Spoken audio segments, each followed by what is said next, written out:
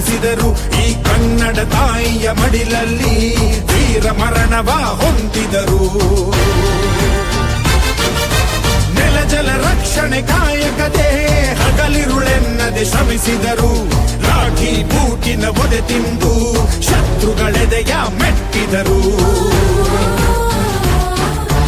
ಉಪವಾಸ ಸೆರೆವಾಸ ಎದೆಗುಂದದೆ ಮುನ್ನ